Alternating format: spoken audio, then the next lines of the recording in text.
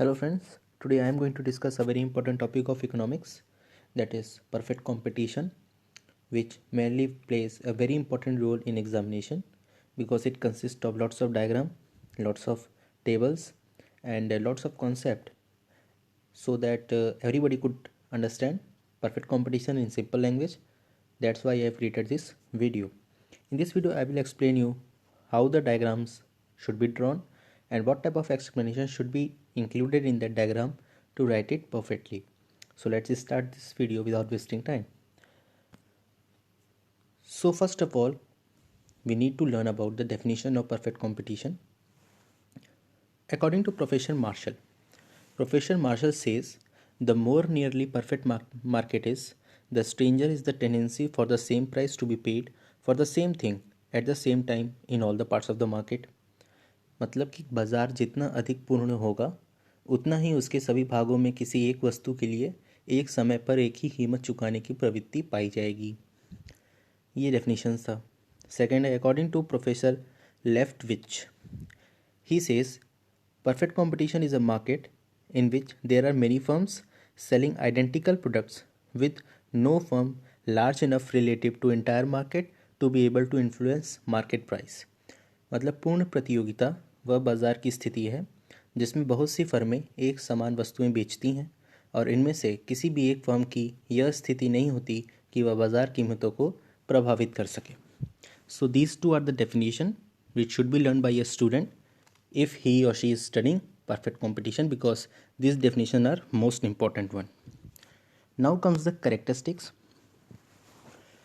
First is large number of buyer and seller. Yes, perfect competition में ज़्यादा संख्या में buyers and seller होते हैं तो किसी बायर द्वारा परचेज की जाने वाली वस्तु की मांग या डिमांड इतने कम मात्रा में की जाती है कि वह अकेला परचेज़र या विक्रेता या क्रेता उस वस्तु की मात्रा या मूल्य मतलब कि क्वांटिटी या प्राइस पर प्रभाव नहीं डाल पाता, अकेला प्रभाव वो नहीं डाल पाता. तो परफेक्ट कंपटीशन में देश के सभी मार्केट में एक वस्तु का, एक प्रोडक्ट का एक समय पे एक ही प्राइस होता है. जैसे अगर आप 15 लाख यूनिट रुपए खरीदेंगे तो 15 लाख यूनिट है तो अगर एक कोई कस्टमर आया उसने एक यूनिट की डिमांड की तो इतना डिमांड ही अगर होगी तो ये प्राइस को अफेक्ट नहीं कर पाएगी. नेक्स्ट है होमोजीनियस प्रोडक्ट. परफेक्ट कंपटीशन में इंडस्ट्री में काम कर रहे फर्म रंग, रूप, आकार, गुण में एक समान होती हैं. उन्हीं वस्तु का प्रोडक्शन और सेल करती हैं जो कि एक रंग, एक समान, एक आकार, एक गुण के समान हैं. तो आज के युग में ही जितना ही प्रोडक्ट स्टैंडर्ड होगा उनका बाइंग एंड सेलिंग करना उतना ही ईजी होता है. तो एक फर्म की वस्तु धीरे धीरे एक फर्म की वस्तु दूसरे फर्म से सब्सिट्यूट होती है, कोई भी डिफरेंस नहीं होता. थर्ड है free entry and exit of firm. Under perfect competition जब इंडस्ट्री में प्रॉफिट होगा तो न्यू फर्म्स एंटर करेंगी उसी प्रोडक्ट का प्रोडक्शन करने के लिए, और जब लॉस होगा तो जिन फर्मों को लॉस हुआ है वो फर्म उस मार्केट को छोड़ के बाहर हो जाएंगी. तो इसी तरीके से ये प्रक्रिया चलती रहती है और किसी भी फर्म आराम से कभी भी मन चाहे एंट्री और एग्ज़िट कर सकती है. फोर्थ है absence of artificial restriction. Perfect competition में प्रोडक्शन की लेवल, प्राइस एक्सेट्रा से रिलेटेड ना ही गवर्नमेंट, ना ही प्रोड्यूसर और ना ही कस्टमर के द्वारा कोई रिस्ट्रिक्शन नहीं लगता. प्राइस जो होता है वो इंडस्ट्री के द्वारा डिसाइड किया जाता है. जहाँ पे सप्लाई कर्व और डिमांड कर्व एक दूसरे को काटते हैं वहीं पे प्राइस का डिटर्मिनेशन होता है. फिफ्थ है perfect mobility of goods and factor. Perfect competition में गुड्स एंड फैक्टर दोनों एक मार्केट से दूसरे से तीसरे और तीसरे से चौथे जाने के लिए फ्री होते हैं. If price of the goods या फैक्टर, किसी भी गुड्स या फैक्टर की प्राइस किसी बाज़ार में कम मिली है तो उसे छोड़कर वहाँ चले जाते हैं जहाँ प्राइस ज़्यादा मिले, तो ये गतिशील होते हैं. फिर है perfect knowledge of market condition. Perfect competition में बायर प्लस सेलर वस्तु का प्रचलित बाजार मूल्य मतलब कि जो बाज़ार में चल रहा है वही प्राइस जो है उसकी अच्छी नॉलेज होती है. तो अगर अच्छी नॉलेज है तो वो कोई भी बायर किसी भी सेलर को ये नहीं बोल सकता कि वह 12 में दे रहा है आप 14 में दे रहे हैं. So nobody can say is like this. So if both have knowledge, then nobody can argue at the time of transactions. Next है यूनिफॉर्म प्राइस, मतलब कि एक कीमत. In perfect competition all goods and prices are same. Whether आप कहीं पे भी उस सामान को खरीदे तो कस्टमर अपने फैसिलिटी के अनुसार कहीं से भी उससे खरीद सकते हैं, क्योंकि हर जगह प्राइस जो रहती है वो सेम रहती है. नेक्स्ट है normal profit in long run. Perfect competition में शॉर्ट पीरियड में प्रॉफिट होता है, उससे अट्रैक्ट होकर नई फर्में एंटर होती हैं. ओल्ड फर्म जो रहती हैं वो अपना एक्सपेंशन करती हैं, तो सप्लाई ऑफ द प्रोडक्ट जो रहता है वो बढ़ जाता है और जो प्राइस रहती है वो घट जाती है as compare to previous one. और यहाँ पे LAC और LAR एक दूसरे के बराबर हो जाते हैं, मतलब कि long average cost is equal to long average revenue. तो इन लॉन्ग पीरियड में जहाँ बराबर हो जाते हैं वहीं पे प्राइस का डिटर्मिनेशन हो जाता है. तो परफेक्ट कंपटीशन में फर्म को केवल नॉर्मल प्रॉफिट होता है. नेक्स्ट है एब्सेंस ऑफ ट्रांसपोर्टेशन कॉस्ट, मतलब कि परफेक्ट कंपटीशन में किसी भी प्रोडक्ट का एक टाइम पर देश के सभी जगहों पे एक ही प्राइस होता है. हम ये मान लेते हैं कि एक प्रोडक्ट का एक शहर से दूसरे शहर में ले जाने के लिए जो ट्रांसपोर्टेशन कॉस्ट है वो ज़ीरो है, परिवहन लागत जो है वो ज़ीरो है. पर वास्तव में जो परिवहन लागत यानी कि ट्रांसपोर्टेशन कॉस्ट वो आती ही आती है, जो कि प्राइस में जुड़ जाती है. और हर स्थान पे अलग अलग ट्रांसपोर्टेशन कॉस्ट आने के कारण जो प्राइस ऑफ द गुड रहता है, जो मूल्य रहता है कमोडिटी का, वो हर जगह अलग अलग रहता है. So no transportation cost in transferring of goods. Reality में परफेक्ट कंपटीशन इन्हीं कुछ कारणों से नहीं पाया जाता इकोनॉमी में. और लेकिन इकोनॉमी का अच्छी तरीके से संचालन करने के लिए हम लोग इसका अध्ययन करते हैं, इसकी पढ़ाई हम लोग करते हैं, लेकिन ये वास्तव में ये पाया नहीं जाता किसी भी इकोनॉमी में. नेक्स्ट है price and output determination under perfect competition in short period.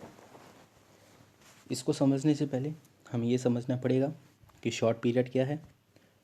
So short period समय की वह अवधि है जिसमें एक उत्पादक यानी कि एक प्रोड्यूसर वस्तु की डिमांड में बढ़ोतरी यानी कि इंक्रीमेंट होने पर अपनी वेरिएबल फैक्टर में वह कमी या बढ़ोतरी या वृद्धि कर सकता है बिना स्थिर साधन यानी कि फिक्स्ड फैक्टर में चेंजेस किए.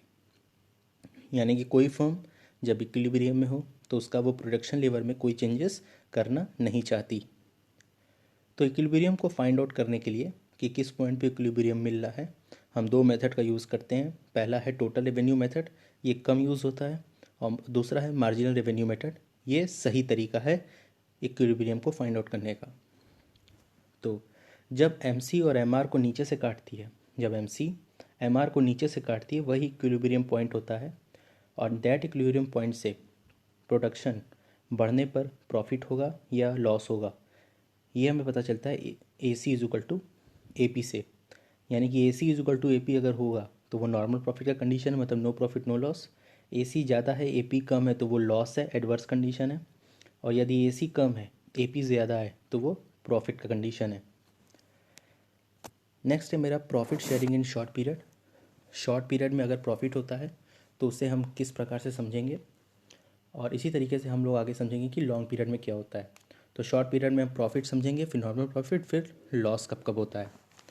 तो ये आपके पास डायग्राम है profit sharing in short period का. OX पे प्रोडक्शन एंड आउटपुट को दिखाया गया है और OY पे रेवेन्यू एंड कॉस्ट को. यहाँ पे AR और MR है, यानी कि AR is equal to MR equal है, क्योंकि परफेक्ट कंपटीशन में प्राइस जो है वो इंडस्ट्री के द्वारा डिसाइड किया जाता है और उसी प्राइस पे फर्म अपना सेल कितने भी क्वांटिटी में चाहे वो कर सकती है. इसी के कारण AR is equal to MR होता है. यहाँ पे अगर हम देखना चाहें E पॉइंट पे, ये एक फर्म का इक्विलिब्रियम का पॉइंट है. यानी कि जब EQ प्राइस होती है, ये EQ प्राइस है, और SAC ये वाली लाइन जहाँ पे SAC काटती है, यहीं पे रेवेन्यू ऑफ द फर्म जो है OC पर यूनिट का प्रोडक्शन हो रहा है. मतलब कि इस पॉइंट पे हम कह सकते हैं कि पर यूनिट का प्रोडक्शन की कॉस्ट हमारी यहाँ पे आ रही है, और जब हम इसी को बेचते हैं, जब ये हम प्रॉफिट को इसको हम सेल करते हैं, तो हमको प्राइस आ रहा है QS के बराबर. यानी कि जो मेरा रेवेन्यू कॉस्ट है वो OC है, और जब हम इसको सेल कर रहे हैं तो QS के बराबर हमारी प्राइस आ रही है। तो इसके कारण हम कह सकते हैं कि जो प्राइस है वो QS है, और यहाँ पे कॉस्ट कम है, प्राइस ज़्यादा है। यहाँ पे मेन मुद्दा ये है कि आपको ये देखना पड़ेगा कि मेरी कॉस्ट कितनी आ रही है और मेरी प्राइस क्या हो रही है। यहाँ पे हम कह सकते हैं कि EQ जो है, EQ ये हमारी प्राइस है, और जो कॉस्ट उस प्रोडक्ट को बनाने में जो हमारा खर्च हो रहा है वो हमारा QS है। EQ जो है वो प्राइस है, और जो हमारा प्रोडक्ट को बनाने में खर्च हो रहा है वो QS है।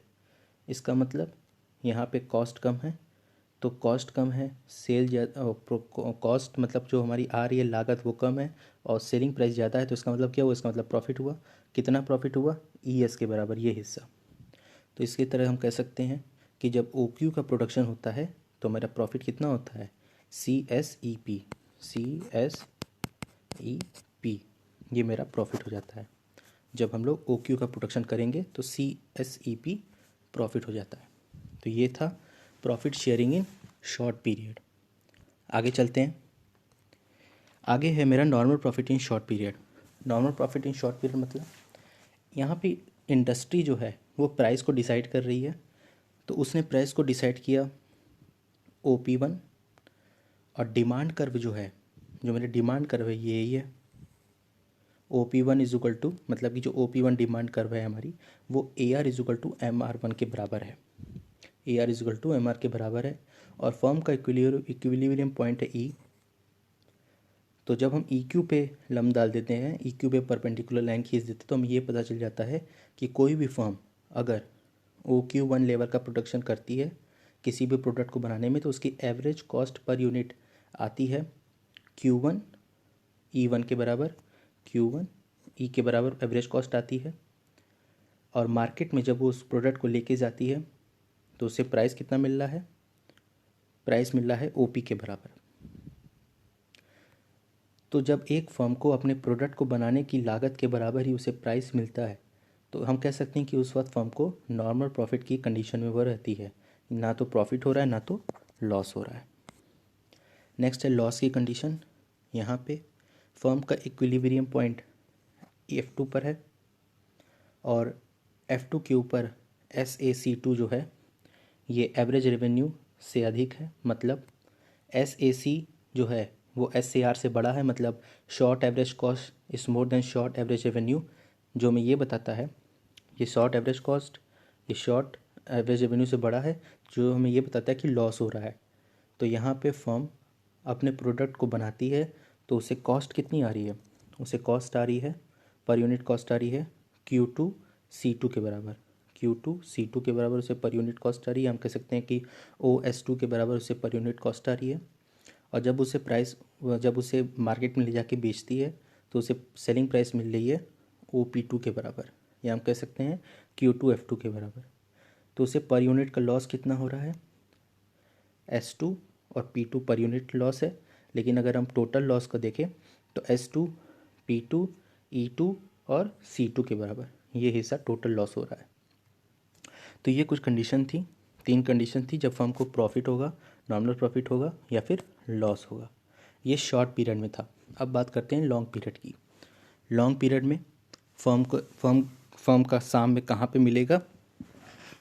तो हमें ये समझना पड़ेगा कि परफेक्ट कंपटीशन में शॉर्ट पीरियड में जब इंडस्ट्री में प्रॉफिट होता है, तो जिस इंडस्ट्री में प्रॉफिट होता है उस प्रॉफिट से अट्रैक्ट होते ही न्यू फर्म की एंट्री होती है।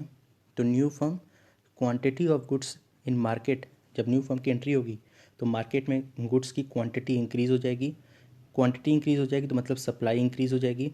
और लॉन्ग पीरियड में इतना पर्याप्त समय होता है कि एक इंडस्ट्री में जो पहले से फर्म काम कर रही हैं वो भी अपना एक्सपेंशन कर लेती हैं, जिसके कारण due to the entry of new firms expansion of old firms होता है, और प्रोडक्शन सप्लाई बढ़ जाती है, डिमांड कम हो जाती है, तो प्राइस जो रहता है वो कम होने लगता है, due to which each firm will only get normal profit in long period.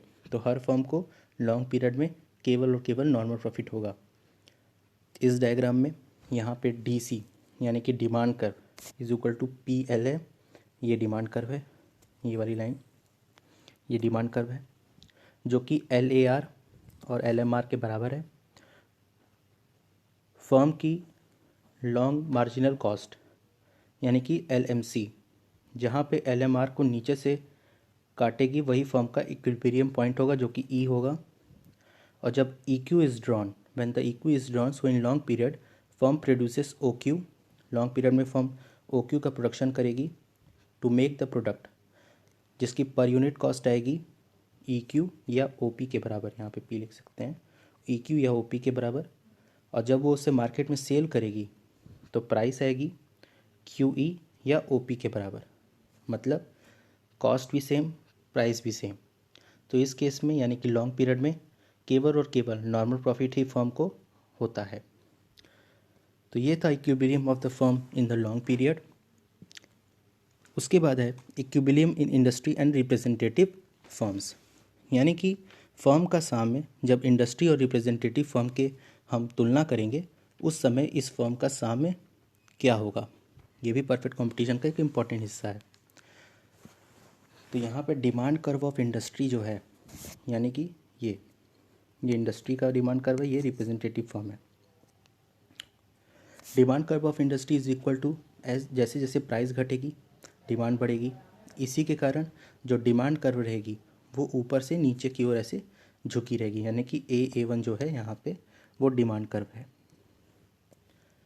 Supply curve क्या है, B1, ये B है, ये B1 है, ये सप्लाई कर्व है।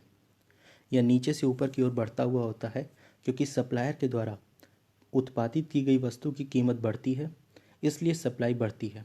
लेकिन इंडस्ट्री द्वारा वहाँ पे डिमांड कर्व और सप्लाई कर्व जहाँ पे एक दूसरे के बराबर हो जाएंगे, वहीं पे जब वो अपनी वस्तु का उत्पादन OQ मात्रा में करेगी, डिमांड कर्व में सप्लाई कर्व बराबर हो जाएंगे तो वो OQ मात्रा में करेगी।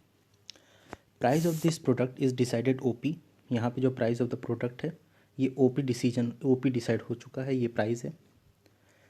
उसके बाद हम OP यहाँ डिसाइड हो गया, फिर हम यहाँ से पैरेलल लाइन ऐसे से खींच देंगे, यहाँ पे हम पैरेलल लाइन ऐसे से खींच देंगे जो कि रिप्रेजेंटेटिव फर्म की ओर आती हुई रहेगी। तो इंडस्ट्री द्वारा, कोई भी इंडस्ट्री द्वारा निर्धारित OP मूल्य, जो OP है ये इंडस्ट्री द्वारा डिसाइड किया गया, तो इसी प्राइस पे जो रिप्रेजेंटेटिव फर्म्स हैं वो अपना प्रोडक्शन और सेल करेंगी। तो यहाँ पे जो डिमांड कर्व है वो हम कह सकते हैं कि डिमांड कर्व जो है इसमें ये PL है, ये PL है डिमांड कर्व। तो PL जो है वो AR और MR के बराबर है। और हम कह सकते हैं कि जो यहाँ पे MC है, ये MC है। MC कर्व MR को E बिंदु पे काटती है। तो अगर हम E1 से, ये E1 क्या है, ये E1 इक्विलिब्रियम पॉइंट है किसका, रिप्रेजेंटेटिव फर्म का। ये रिप्रेजेंटेटिव फर्म का साम्य बिंदु है। तो अगर हम OQ1 जो है इतना प्रोडक्शन करते हैं तो हमें OP या हम कह सकते हैं E1 Q1 के बराबर प्राइस मिलता है। सपोज़ कर लीजिए किसी भी एक मशीन को बनाने में एवरेज कॉस्ट जो है वो आती है QS, एवरेज कॉस्ट जो है वो आती है हमारी QS के बराबर, या हम कह सकते हैं OC के बराबर, या QS या OC के बराबर।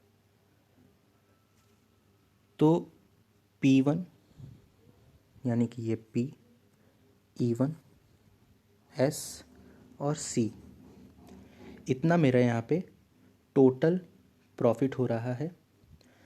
नाउ अब E पॉइंट पे, ये E पॉइंट है, अगर हम SAC1 short average cost, SAC1 जो कि हमारी ये वाली लाइन है, ये SAC1 को खींच देते हैं। यहाँ पे AC1 जो है यहाँ पे ये नॉर्मल प्रॉफिट को शो कर रही है, तो लॉस के समय पे ये नॉर्मल प्रॉफिट को शो कर रही है SAC1। यदि लॉस होता है, यदि यहाँ पे लॉस होता है तो कौन सी लाइन ड्रॉ होगी, AC2 वाली लाइन ड्रॉ होगी, क्योंकि यहाँ पे ये हिस्सा लॉस है, AC2 वाली लाइन ड्रॉ होगी। और E1 ये वाला जो पॉइंट है, E1 शॉर्ट पीरियड में फर्म को पर यूनिट Q1 और S2 के बराबर, Q1 और S2 के बराबर मार्केट में हमें प्राइस मिलेगा। ये शॉर्ट पीरियड की बात हो जाएगी। Q1S2 के बराबर हमें मार्केट में प्राइस मिलेगा, और जब हम इस प्रोडक्ट को मार्केट में बेचेंगे तो Q1E1 के बराबर हमें लागत आएगी, यानी कि कॉस्ट आएगी। तो इसका मतलब कॉस्ट हमें ज़्यादा मिल रही है, प्राइस जो है हमें कम रिसीव हो रहा है। तो S2E1 यानी कि S2E1 ये हिस्सा, इतना हिस्सा S2E1 ये हमारा लॉस पर यूनिट हो जाएगा। क्यों लॉस पर यूनिट हो जाएगा? क्योंकि हमारी लागत आ रही है ये हिस्सा लागत आ रही है, और मार्केट में हमें मिल रहा है ये हिस्सा, तो इतना हिस्सा हमारा लॉस हो जाएगा। तो S2E1 हमारा क्या हो जाएगा? ये पर यूनिट लॉस हो जाएगा। तो इस हिसाब से मेरा टोटल लॉस कितना हो गया? C2P1E1 और S2 के बराबर ये हिस्सा मेरा टोटल लॉस हो जाएगा। तो ये था। लेकिन जब आप इसको डायग्राम बनाएंगे तो आपको यहाँ पे दिखाना पड़ेगा कि इंडस्ट्री और रिप्रेजेंटेटिव फर्म की ये लाइन ड्रॉ करनी पड़ेगी, दोनों को कनेक्ट करना पड़ेगा। तो ये था पूरा वीडियो परफेक्ट कंपटीशन के बारे में। उम्मीद करता हूँ आपको पसंद आया होगा। किसी भी तरीके की कोई भी प्रॉब्लम हो तो आप कमेंट सेक्शन में कमेंट कर सकते हैं। So thank you for listening till the time, take care of your self. Thank you.